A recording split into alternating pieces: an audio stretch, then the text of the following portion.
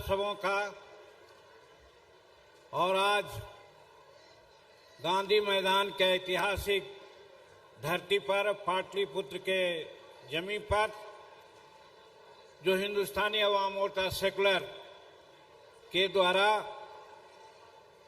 दलित समागम समारोह हो रहा है, उसकी अध्यक्षता डॉक्टर संतोष कुमार सुमन जी कर रहे हैं। संचालन बहुत सलीके से, बहुत अच्छा से कर रहे हैं श्री शंकर मांझी जी, श्री श्याम सुंदर जी।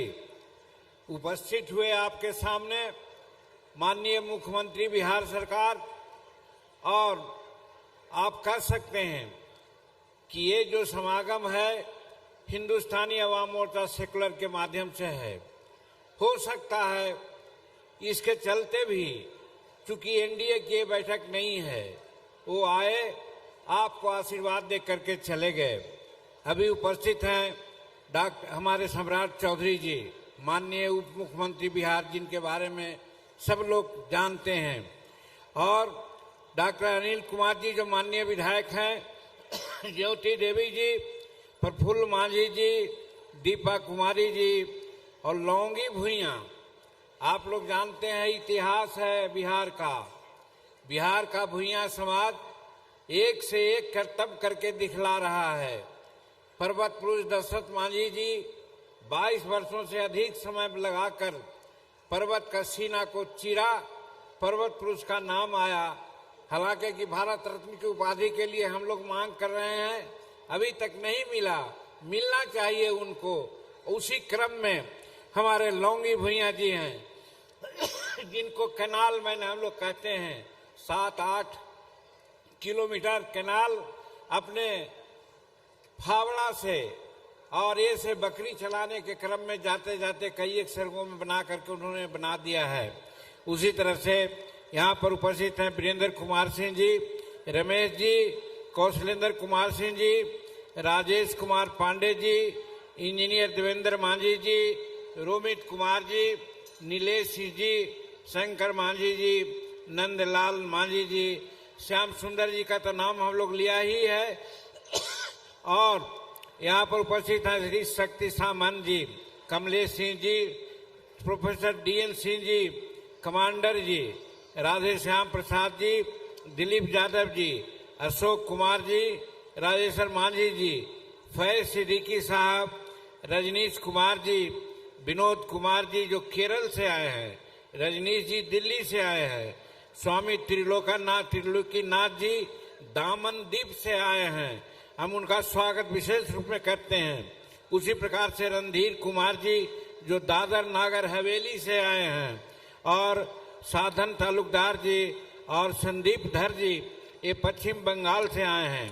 कमाल परवेज जी और अस्मिता शर्मा जी, सुनीता अशोक जी, पंपी शर्मा जी, सुनील चौबे जी, सुरेंद्र कुमार सुनील जी, प्रभात भूषण जी, श्रीवास्तव जी, रत्नेश पटेल जी, अविनाश कुमार जी, संजय वाल्मीकि जी, नीरज पटेल जी, रविंद्र शास्त्री जी, महात्मा जी, कमालुद्दीन खां साहब, टुट्टू खां साहब, शकील अहमद साहब, संजर आलम जी, रामायण राजभर जी जो उत्तर प्रदेश से आए हैं, संतोष सागर जी, आयुष कुमार जी, आकाश कुमार जी, भीम सिंह जी, डॉक्टर शशि शिव टहल मांझी जी, सुमन जी और रूबी देवी जी, श्रीमती पार्वती देवी जी, श्रीमती पूर्मा देवी जी, पूनम जी, और यहाँ पर उपस्थित सभी सम्मानित साथियों और मीडिया के भाइयों बहनों, और यहाँ पर उपस्थित घंटों से हम लोग की बात सुनने के लिए आए हुए नौजवान साथियों, बच्चों, महिलाओं और अन्य समागत सज्जन, एक बात हम अभी कहना चाहते हैं। आप लोग बिहार के कोने कोने से अपना समय बर्बाद करके हम लोगों के सुनने के लिए आए हैं। थोड़ा धैर्य आप लोग रखते, ये थोड़ा अच्छा नहीं लग रहा है। बाहर के लोग आएंगे, हमारी एकता के लिए हम आए हैं, हम एकता प्रदर्शित करने के लिए आए हैं। अगर आप जा रहे हैं तो हम समझते हैं कि लोग के दिल में यही आएगा कि लोग भाड़े पर आए हैं और चले गए हैं। इसलिए हम आह्वान करते हैं कि आप समागम में आए हैं, दलित समागम में आए हैं, तो सबों की बात सुन करके जाइए और सुनिए ही नहीं, उसको अमल कीजिए ताकि आगे आने वाला राजनीति में आपको फायदा हो। आज दलितों की समस्या अनेक है, सब कोई जानते हैं। आप कटोरा लेकर के घूमते हैं, लेकिन आज दलित की बात कहने के लिए, सुनने और सुनाने के लिए आए हैं तो आप जल्दीबाजी कर रहे हैं। ये अच्छी बात नहीं है। इसलिए जाने वाले सभी भाइयों को कहना चाहते हैं, हम लोग 5 बजे तक नहीं रखने जा रहे हैं, 3 बजे तक नहीं रखने जा रहे हैं, मात्र आधा घंटा पौन घंटा में आप लोगों को छोड़ेंगे। इसलिए जो जहां हैं, काफी संख्या में आए हैं, कहने की कोई जरूरत नहीं है, लेकिन एक साथ आप नहीं दिख रहे हैं, ये हमारे समागम में थोड़ा सा खलल लगता है, ऐसा हमको लगता है। इसलिए अभी भी अनुरोध है कि जो जहां हैं आप लोग आइए और हम लोगों की बात। और सबसे बड़ी बात है, अभी हम प्रस्ताव पास करने वाले हैं। क्या प्रस्ताव पास करने वाले हैं? आप गांव घर में जाइएगा तो लोगों को सुनाइए और उसके आधार पर राजनीतिक निर्णय लेने की जरूरत है। बाबा आम्बेडकर ने कहा था कि राजनीति एक चाबी है और विकास एक ताला है। यदि चाबी आप हाथ में नहीं लीजिएगा तो ताला नहीं खुलेगा। आज तक यही स्थिति है आपकी, आप चाबी नहीं पकड़ पाए हैं, राजनीति पर आपका पकड़ नहीं है, इसीलिए आज आप कटोरा लेकर के घूम रहे हैं। आज संतोष कुमार सुमन जी और उनके सभी लोग जो संयोजक हैं, हम धन्यवाद देना चाहते हैं।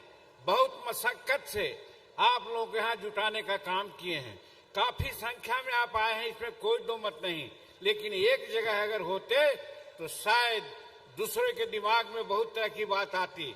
अभी भी हम कहना चाहते हैं, जहाँ कहीं भी आप हो, थोड़ा देर ठहर जाइए, रुक जाइए और जो प्रस्ताव पारित हो रहा है उसको सुन लीजिए, उसके बाद जाइए।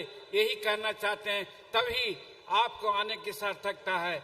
नहीं तो आप गाड़ी से आए हैं, समय बर्बाद करके आए हैं, आपका समय इतना आसान और सस्ता नहीं है। इसलिए यहाँ से आइए तो कुछ लेके जाइए। यही हम जाने वाले लोगों से कहना चाहते हैं, थोड़ा सा धैर्य रखिए। भाइयों बहनों, बहुत बात हम नहीं कहना चाहते। एक बात जरूर है कि हम शेड्यूल कास्ट के लोग और शेड्यूल ट्राइब्स के लोग हिंदुस्तान में आबादी के दृष्टिकोण से हम सबसे ज्यादा हैं। 30% से नीचे हम लोग नहीं हैं, लेकिन सत्ता किसके हाथ में है आप लोग जानिए। बाबा आम्बेडकर ने हमको दलित बनाया था, हमको अनेक जात में बांटने का काम नहीं किया था, और एक दलित के रूप में ही 1956 में ये बौद्ध धर्म को अपना करके वो दुनिया से चले गए। हम लोगों को सीख लेना चाहिए कि बाबा साहब जो हमको उदाहरण पेश करके गए हैं उसको हम लोग कम से कम अब माने। हो सकता है हमारे पीढ़ी के लोग नहीं समझे, लेकिन अब नौजवान साथी जो हैं 25 वर्ष, 30 वर्ष, 40 वर्ष के, उनके कंधों पर ये जिम्मेदारी आई है कि आप समझिए, अब बाबा साहब जो कह के गए हैं उसको समझ करके आप अमली जमा पहनाइए, और जब अमली जमा पहनाइएगा तो सत्ता आपके हाथ में होगी। और आज कहते हैं हमको इंदिरा आवास दे दो, आज कहते हैं हमको 5 डिसमिल जमीन दे दो, आप कहते हैं हमारे बच्चों को पढ़ा दो। ये कहने की जरूरत नहीं है, आप खुद करने लायक हैं, बशर्ते कि आपकी 30% की जो आबादी है वो एक हो करके राजनीति की इच्छा व्यक्त करे। वो ऐसा नहीं कर पाए हैं, तो इसलिए आज ये समागम है। यही लिए हम लोग आप लोगों को यहाँ बुलाने का कष्ट किया है कि आप लोग आए। और 2025 में चुनाव होने वाला है। 2025 में हम लोग सम्मिलित निर्णय लें और अपने मन की सरकार को बनावें जो आपका काम कर सके। और कौन काम है उसका तो अभी मांग पत्र में बातें आएगी, लेकिन जो प्रमुख बातें हैं हम कहना चाहते हैं। मेरे भाइयों, अभी सुप्रीम कोर्ट ने एक निर्देश दिया है हम लोगों को, भारत सरकार को, कि शेड्यूल कास्ट जो हम लोग अभी हैं, दलित नहीं हो पाए हैं, शेड्यूल ट्राइब्स हैं, हम लोग एक नहीं हो पाए हैं, इसका उपाय यही है कि हम कैसे इसको बढ़ावें। इसके लिए उन्होंने कहा है कि समाज में वर्गीकरण होना चाहिए और वर्गीकरण का कुछ राज्यों ने फॉलो किया है, लेकिन हम कहना चाहते हैं, हमारा एक थीसिस है और ये बिहार सरकार के संचिकाओं में भी लिखी हुई बात है कि हमने कहा है कि बाबा साहब को हम मानने वाले हैं। बाबा साहब ने कहा था हमारा गरीबी का मानदंड ये नहीं है कि हम भूखे हैं, हमारे गरीबी का मानदंड ये है कि हम अंगूठा छाप हैं, हम पढ़े लिखे लोग नहीं हैं। इसलिए बाबा अम्बेडकर साहब ने कहा था कि जो पढ़ेगा वो गरजेगा, इसलिए कि पढ़ाई और शिक्षा शेरनी का दूध है, जो दूध पिएगा वो गरजेगा। हम लोगों को आज दूध नहीं मिल रहा है, पढ़ाई ठीक से नहीं हो रही है, इसकी जरूरत है। इसीलिए हमारा बाबा साहब ने कहा, और आज जो वर्गीकरण का मामला है, आज हमारे समाज में जनरल समाज 80-85% साक्षर हो गया है। हमारा शेड्यूल कास्ट का समाज 30%, 32% के आसपास हो गया है साक्षर। लेकिन जो हमारे समाज में बहुत से उपजातियां हैं, उनकी साक्षरता दर 7%, 8%, 9%, 12%, 15% है। वो अभी उन्नति के और आधुनिक युग के दृष्टि को देखने में बहुत पीछे हैं। इसलिए हमारी मानना है, और ये हम समझते हैं सुप्रीम कोर्ट का निर्देश भी है, कि हमारे शेड्यूल कास्ट में, दलित में वर्गीकरण होना चाहिए शैक्षणिक आधार पर। हम तो कहना चाहते हैं कि जब हमारा 32% शैक्षणिक आधार है, तो 20% मान लीजिए कि जो 20% तक जो समाज साक्षर है और उससे नीचे है, उसको एक कैटेगरी में रखिए, और उसका जितना लोग है उसकी जो प्रतिशत है वो प्रतिशत को जोड़ करके आप अलग करके उसको आरक्षण दीजिए, तो हमारा विकास हो सकता है। ये सुप्रीम कोर्ट का निर्देश है, और इसीलिए हम कहना चाहते हैं कि हमारा वर्गीकरण होना चाहिए। आप जानते हैं हम सेंट्रल मिनिस्टर हैं, सेंट्रल कैबिनेट में ये बात आई थी। हमने प्रधानमंत्री के सामने भी ये बात की चर्चा की थी कि हमारे बहुत लोग ऐसे हैं जो कम हैं, बहुत लोग ऐसे हैं जो पढ़े लिखे नहीं हैं। आखिर 78 साल आजादी के हो गए, तो कब ये आगे बढ़ेंगे? इसलिए महोदय, वर्गीकरण तो कीजिए ही, और वर्गीकरण का आधार आप शैक्षणिक आधार बनाइए। जो 20% या उससे नीचे जिसकी साक्षरता दर है, जिस समाज का है, सबको एक कैटेगरी में रख करके उसकी जनसंख्या के आलोक में आप आरक्षण दीजिए, हम आगे बढ़ जाएंगे। और 20% से ऊपर जिनकी साक्षरता दर है, उनकी जनसंख्या के आलोक में उनको आप आरक्षण दे दीजिए, वो भी आगे बढ़ेंगे। हम दोनों के हिमायती हैं। तो आज हम लोग यही संकल्प लेने के लिए आए हैं कि समाज में, हमारे शेड्यूल कास्ट में वर्गीकरण होना चाहिए। आज के मीटिंग और समागम का यही उद्देश्य है। दूसरी बात हम कहना चाहते हैं मेरे भाइयों, कि हम मुख्यमंत्री के काल में बहुत से ऐसा निर्णय लिए थे जिसको पूरा किया जाना है। सम्राट चौधरी जी हमारे उदितमान उप मुख्यमंत्री यहाँ पर हैं, हम सुनते हैं। इनका एक काम था, हमारे मंत्रिमंडल में थे। आज भले लोग ढोल पीट दे, लेकिन आज बिहार में मेट्रो का कंसेप्ट सम्राट चौधरी का था। इन्हीं को आदेश हमने दिया था, दिल्ली जाकर के इन्होंने ही कंसेप्ट बनाया था, और आज बिहार में मेट्रो बन रहा है। तो ऐसे प्रगतिशील आदमी हैं। हम कहना चाहते हैं कि आज सरकार जो काम हम लोगों के लिए कर रही है, उसमें तब्दीली देने की जरूरत है। आज हमारी बच्चियां हैं, नारी को कहा जाता है कि वो सबसे पिछड़ा है। हम कहना चाहते हैं, हम अपने समय काल में नारियों को, बच्चियों को, चाहे जिस समाज का रहे, बच्चा क्लास से पोस्ट ग्रेजुएट तक के पढ़ाई हमने फ्री कर दिया था। लेकिन आज जो डेफिसिट ग्रांट होता है, वो डेफिसिट ग्रांट नहीं मिलता है। सम्राट चौधरी जी और संतोष कुमार जी, आप लोग मंत्रिमंडल में हैं। अब माननीय मुख्यमंत्री जी सही दिल के आदमी हैं, उनको अगर ठीक से आप समझा दीजिएगा तो जितनी बच्चियां आज रोती हैं गरीब की, 4 साल पढ़ाई होती है, परीक्षा के समय में वो पैसा नहीं दे पाती, उनका सर्टिफिकेट जमा होता है और वो घर पर जाके बैठ जाती हैं। वैसे बच्चियों के लिए आप डेफिसिट ग्रांट दिलवाइए। और हम तो यहाँ कहना चाहते हैं, साधारण शिक्षा अलग है, प्रोफेशनल शिक्षा में भी बच्चियों को आप फ्री पढ़ाई करवाने का निर्णय दिलवाइए। हम समझते हैं ये बच्चियों के लिए बड़ी बात हो जाएगी। हम कहना चाहते हैं ये बात आज के इस ये में आना चाहिए। दूसरी बात मेरे भाइयों, बड़ी चर्चा है, सब लोग कहता है शेड्यूल कास्ट के लोग बड़ी आगे बढ़ गया है। हम कहना चाहते हैं क्लास 4 की बात छोड़ दीजिए, क्लास 3 की भी बात छोड़ दीजिए, क्लास 2 और क्लास 1 का बिहार सरकार सेंसस करा ले। सम्राट जी कहे कि क्लास 1 और क्लास 2 में शेड्यूल कास्ट के जो उपजातियां हैं उनका कितना प्रतिशत है, और अगर प्रतिशत है और नहीं है जिसका, उसको उसी तरह से रिजर्वेशन दे करके उसको भी आगे बढ़ाने का काम करे। तब हम समझते हैं हमारे नीचे वाले लोगों को भी आगे बढ़ने की बात होगी। तो इसलिए इस पर भी ध्यान दिया जाना चाहिए। हम यहाँ हमारे जब हम 18 जाति की बात करते हैं तो केंद्र में सफाई कर्मचारी आयोग है, अन्य राज्यों में भी है, लेकिन बिहार में क्यों नहीं है सफाई कर्मचारी आयोग? हम मुख्यमंत्री थे, मसौदा हम लाने का काम किया था, वो मसौदा कहाँ रखा गया? हम कहना चाहते हैं, माननीय मुख्यमंत्री जी सुन रहे होंगे, नहीं तो उनको सुनाएगा लोग, कि राज्य में अन्य राज्यों की भांति, केंद्र सरकार के भांति सफाई कर्मचारी आयोग का गठन किया जाए।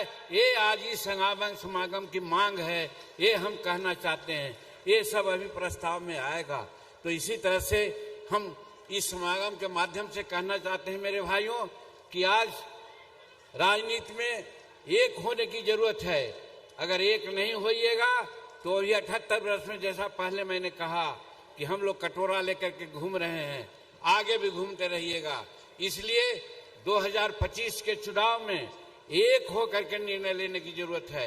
एक कौन पार्टी ज्यादा नेतृत्व दे सकता है, कौन लोग आगे बढ़ा हुआ है, जिसको सहयोग देने से दूसरे लोगों को हम समानांतर जा सकते हैं, अपना हक ले सकते हैं, वैसे लोगों के पक्ष में एक होकर के हमारा दलित समाज और शेड्यूल ट्राइब समाज एक होकर के मतदान करेगा तो आगे आने वाले दिन में कोई भी प्रस्ताव हम बिहार सरकार से पास करा लेंगे। इसलिए इस समागम की आवश्यकता हुई है, इसलिए हम लोग यहाँ पर आए हैं। इसलिए यहाँ से आप जाइए तो उद्देश्य लेकर के जाइए कि हम कैसे एक होकर के अपना काम करें। ये सारी बात है। इसके अलावे बहुत सारी बातें हैं मेरे भाइयों। हम समझते हैं कि जैसे हमारे भूमिहीन लोग हैं, भूमिहीन में जब हम मुख्यमंत्री थे तो 5 डिसमिल जमीन देने का हमने कैबिनेट में पारित कराया है। आज भी वो है। दोनों मंत्री आप लोग यहाँ पर हैं, माननीय मुख्यमंत्री से भी कहना चाहते हैं कि बिहार में 5 डिसमिल जमीन, बास्केट जमीन का पर्चा नहीं मिल रही है। 1-2 जगह मिल रही है, बाकी जगह 3 डिसमिल लोग अपनाता है। क्यों? हम आज मांग करना चाहते हैं इस समागम के माध्यम से कि आप 5 डिसमिल जमीन हमारे शेड्यूल कास्ट के लोगों को आप दीजिए, बाकी जमीन का पर्चा दीजिए। और बिहार सरकार उस तर्ज पर जैसे केंद्र सरकार और दूसरे राज्य के लोग बनाता है मकान, उस प्रकार का मकान बना के दीजिए। यहाँ मकान बनाने की जो तरीका है बहुत गलत तरीका है। 1 कोठी बना देते हैं, 2 कोठी बना देते हैं, उससे काम नहीं चलता है। आप 2-3 कोठी बरामदा के साथ किचन दीजिए, शौचालय दीजिए। इस तरह का अगर आप बना के देते हैं अच्छा मकान जो आज 21वीं शताब्दी में हमारे रहने लायक हैं, तब समझा जाएगा कि आप दलितों के प्रति कुछ सोच रखते हैं। तो ये भारत सरकार से भी कहा है, आपसे भी कहते हैं कि आप देते हैं तो ठीक से हमको आवाज दीजिए जिसमें हम रह सकेंगे। इसलिए ऐसा 5 डिसमिल जमीन की व्यवस्था कीजिए और मकान ठीक बनाइए। और उसके अलावा बहुत काम नीतीश कुमार जी ने किया है। प्रधानमंत्री जी भी यशस्वी हैं, भारत को आगे बढ़ाने के लिए अनेकों काम कर रहे हैं। आज हम तीसरी अर्थव्यवस्था होने की स्थिति में आए हैं।